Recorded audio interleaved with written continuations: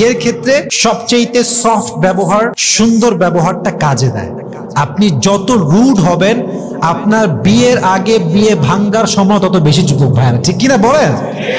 Due respect, সম্মান দিয়ে বলতে হবে। দেখেন, যখন বিয়ে করবেন, আপনি যে মেয়েটাকে বিয়ে করছেন তাকে প্রথমত একটা বিষয় ক্লিয়ার করবেন যে দেখো, আমার আর্থিক অবস্থা কিন্তু খুব বেশি একটা ভালো না। বিয়ের আগে বউকে বলবেন যে দেখো, আমার ফাইন্যান্সিয়াল স্ট্যাটাস অতটা স্ট্রং না, আমার কাছে খুব বেশি ইনকাম হয় না এবং খুব বেশি ইনকাম করতে এখন পারছি না।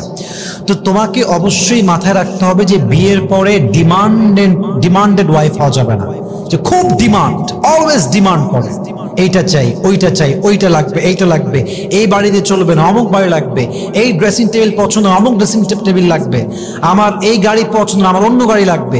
এগুলো করা যাবে না। তোমার ডিমান্ড হবে খুবই লো, মানে যা হলেই না, যা না হলে জীবন চলবেই না, এটা ঠিক আছে। বাট তুমি যদি বিয়ের পরে এইটা চাই, ওইটা চাই, এইটা লাগবে, এইটা লাগবে, ওইটা লাগবে, আমি এফোর্ড দিতে পারবো না।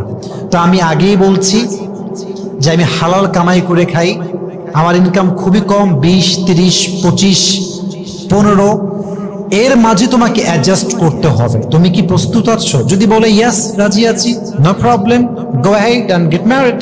আর যদি বলে যে না, আমার অনেক বেশি লাগবে, আমার স্যালারি হওয়া লাগবে কমপক্ষে 1 লাখ টাকার ছেলে, আপনি বলবেন যে আমি মাফ চাই, আমার দ্বারা এটা পসিবল না।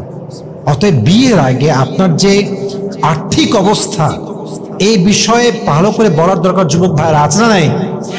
আর আপনি বললেন যে জান, হাম তো तुम्हें BMW में घुमाएंगे और शादी के बाद उसने देख लिया इसके बाद साइकिल भी नहीं है, তখন বিষয়টা ঘুরতে পারে অন্যদিকে, যে বিয়ের আগে বললেন BMW তে ঘোরাবো, এখন সাইকেলও নাই আপনার কাছে, তখন মেয়েটা কি আপনার সংসারে থাকতে চাইবে? যুবক ভাইরা, তো বিয়ের আগে বলে দিবেন যে আমার অবস্থা বেশি একটা ভালো না, টাকা পয়সা খুবই কম কামাই করি, হয়তো আগামীতে ভালো করবো, বাট তোমাকে কিন্তু এটার সঙ্গে অ্যাডজাস্ট করতে হবে।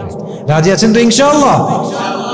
এটা না বললে যখন বিয়ের পরে আপনার প্রেশার দিবে, এইটা লাগবে, ওইটা লাগবে, এইটা দাও, ওইটা দাও, মাথায় রাখবেন অনেক সময় বইয়ের চাহিদার প্রেশারে, আর রিপিট अगेन, অনেক সময় যুবকরা বইয়ের চাহিদার ডিমান্ডে হারাম কামাই করতে শুরু করে, ঠিক কিনা বলেন যুবক ভাইরা?